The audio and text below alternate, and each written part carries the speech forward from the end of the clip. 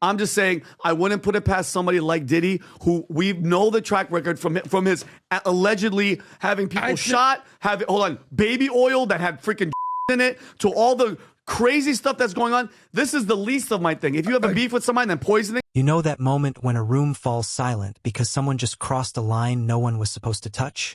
That's exactly what happened when JamieFoxx stepped on stage in Atlanta last month for his Netflix special. Except this time the room was the entire entertainment industry holding its breath. We all knew Jamie had been through something last year. The sudden hospitalization, the vague social media posts, the weeks he disappeared before returning looking changed. But no one expected him to go there. He didn't just joke about a health scare. He said the name people only whisper in Hollywood hallways. The name now tied to a federal indictment and a prison jumpsuit, Sean Diddy Combs. He said in the special that, I was hospitalized by this person. And mind you, him and Diddy have had a business falling out. They said they had a beef. So the Choke No Choke was a videographer, and he was like, yo, I was there. He said Diddy was responsible for what happened to him and that he's the one that called the FBI. And Choke added, I don't think he was joking. Now here's where it all spirals, because according to multiple people who say they were in the room, including producer Choke No Joke and celebrity bodyguard Big Homie CC, Jamie didn't just imply anything that night, he stated it outright. Witnesses claim he stopped joking, looked straight at the audience, and said plainly that Diddy was responsible for what happened to him last April, then followed it with an even more explosive claim, that he was the one who contacted the FBI. If that's true, and Jamie's camp isn't confirming, Diddy's camp is reportedly livid, and Netflix is saying nothing. This stops being gossip and starts looking like a survival story. The timing only fuels the fire. Diddy is arrested and indicted in September after years of rumors and lawsuits. Jamie resurfaces months after a mysterious medical emergency. Suddenly visible again, relaxed, public, even courtside at a Cowboys game, and now allegedly using a Netflix stage to accuse one of the most powerful men in music of poisoning him. That's not a punchline or a metaphor, it's an accusation that reframes everything.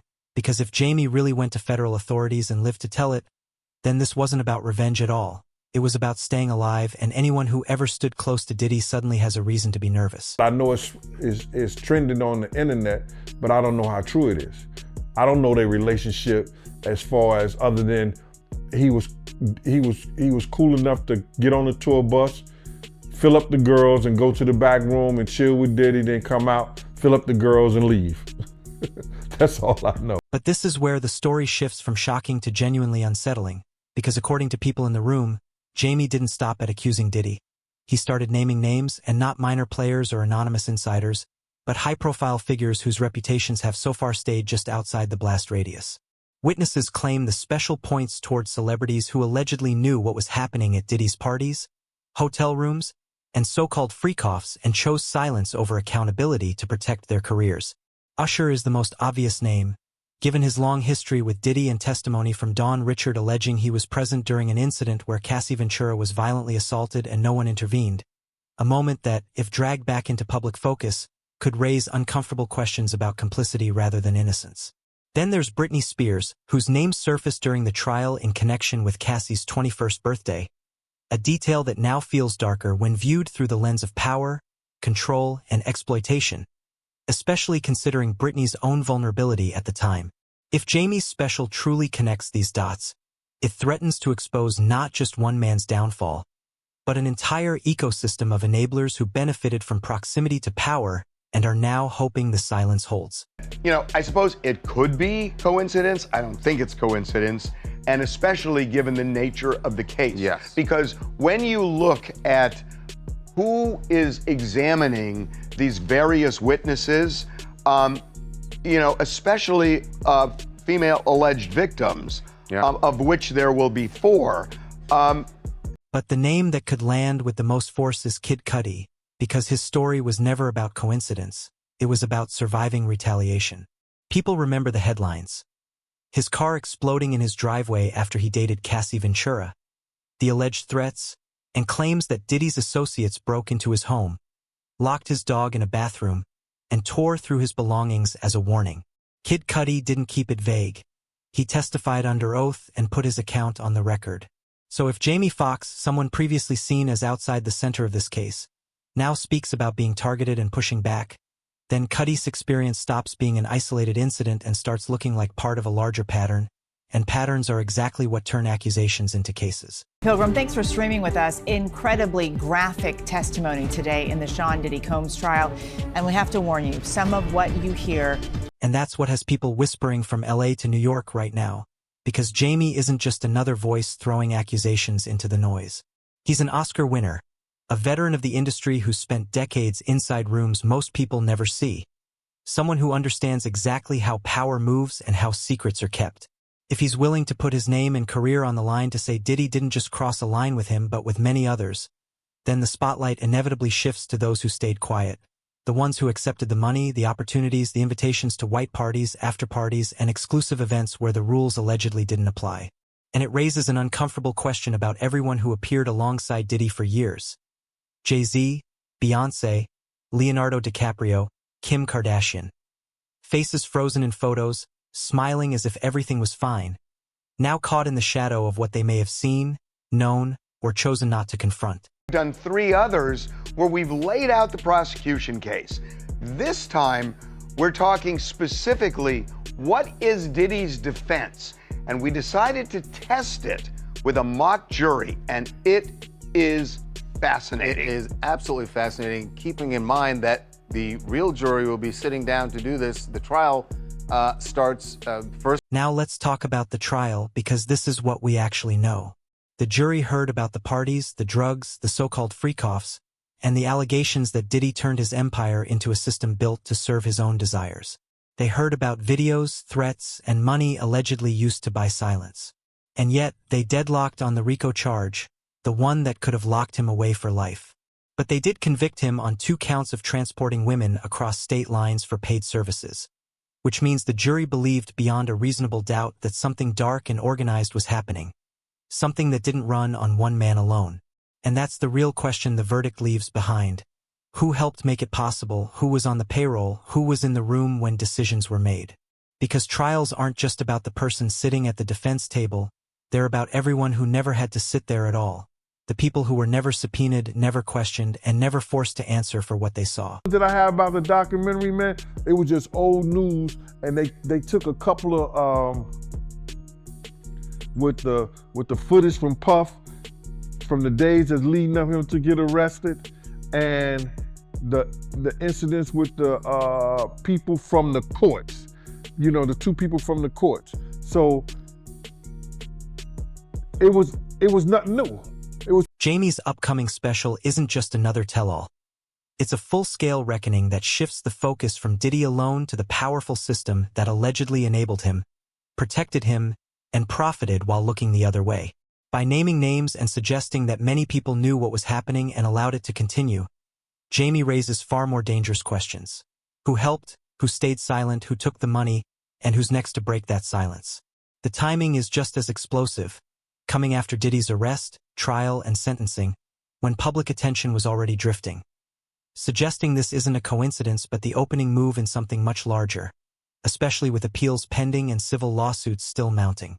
If Jamie truly went to the FBI and has real evidence, then this moment marks the beginning of a domino effect that could expose far more people than anyone expects, which explains why insiders are reportedly panicking. As the December 10th release approaches, all eyes are on 3 things. How far Jamie goes in the special, how aggressively the industry reacts behind the scenes, and whether law enforcement actions confirm this is an active investigation. What makes this different from a typical celebrity scandal is that Jamie isn't speaking from bitterness. He's speaking as someone who nearly didn't survive, who spent weeks hospitalized, who has been quietly signaling for months that something was deeply wrong. If his claims are true and he was genuinely silenced or threatened, then this story isn't about revenge at all. It's about survival, accountability, and tearing down a system that thrived on fear and secrecy. December 10th won't just reveal one man's story. It may expose how deep the rock goes, and once that dam breaks, everyone who helped hold it up could be swept away. Who claims Sean Combs raped him in 2009. What if the real scandal isn't what Diddy did, but what everyone else allowed him to get away with? The stories have always been there, The parties, the whispers, the familiar names that surface in lawsuits only to vanish again. But this time Terrence Howard didn't speak in riddles or Hollywood-coded language. He said it plainly, describing a system where people trade something irreversible for access, power, and protection, an industry where you witness things that should never happen and then smile for cameras as if nothing did, because the true cost of entry isn't just silence, it's your soul. While Diddy's trial placed justified attention on Cassie Ventura and the women who came forward, the uncomfortable truth is that the men who were present, who allegedly saw and even participated, have largely escaped scrutiny. Names like Leonardo DiCaprio surfaced in court not as direct accusations, but as casual details, text messages, passing mentions, that become far more disturbing when placed next to testimony from Diddy's former assistant about assault, drugs, threats, and being forced to facilitate those infamous parties, raising the question of who else was in those rooms and why no one has demanded answers. The same goes for figures like Mick Jagger, reportedly moving through that same social orbit alongside Diddy and Paris Hilton, while witnesses claim darker things unfolded behind closed doors, forcing us to confront an unsettling possibility that some of the most celebrated icons in music and film may not have been ignorant at all, but simply chose not to look too closely at what was happening right in front of them. Well, what I feel about the documentary, they left a whole lot of key things out. If they was going to do something and they're going to say in the reckoning of Sean Combs, the reckoning, or Diddy, the reckoning and stuff like that, it should have been a lot of people that we lost because of him. You know? Even now, the imbalance is impossible to ignore. Diddy sits in a prison cell while many of the people who allegedly enabled his rise and excesses continue to flourish, usher headlines major residencies. Leonardo DiCaprio remains Hollywood royalty, and Jay-Z and Beyoncé dominate headlines with new music instead of answering uncomfortable questions about their presence at those infamous white parties. It feels like an unspoken rule of power is still in effect, where enough fame, the right legal teams, and carefully maintained plausible deniability don't just shield you from consequences. They earn you applause, while the women who spoke out are left battling in court, facing online abuse, and watching their careers stall as the men who allegedly stood by collect awards and praise. That's why the Netflix documentary Sean Combs. The Reckoning ultimately feels incomplete, because the real story was never just about Diddy. It's about the machinery that protected him. The publicists who allegedly buried stories, the lawyers who made problems vanish, and the celebrities who partied, looked away, and later claimed ignorance of what was happening behind VIP doors. And if JamieFoxx truly follows through in his special by naming names and saying, "You were there, you knew, you let it happen," then this stops being a scandal and becomes an earthquake. One that doesn't just topple a single figure, but threatens to crack the entire foundation that kept the system standing. We're in the unit that was one floor above mine, so in terms of like the setting, it's a fairly decent chance that the room I'm describing is similar to where Diddy is. Yeah. So this is the question hanging over everything now. If Jamie is telling the truth, if Diddy really did try to silence him, if the FBI is digging deeper, and if the names people have quietly suspected for years are finally spoken out loud, then what happens next? Do the men who stayed silent finally have to answer for what they saw and allowed? Do the women who were allegedly harmed finally get the justice they've been denied? Or does Hollywood do what it always does? Close ranks, shift the narrative, and pretend none of it ever happened? What's certain is that the coming weeks won't be quiet, because when a dam breaks, it doesn't just crack, it shatters, and everyone downstream gets exposed. We're about to see who manages to stay standing when the flood hits, who gets dragged under by the truth, and who will wish they'd spoken up before silence stopped being an option, because the story is far from over and what comes next could change everything.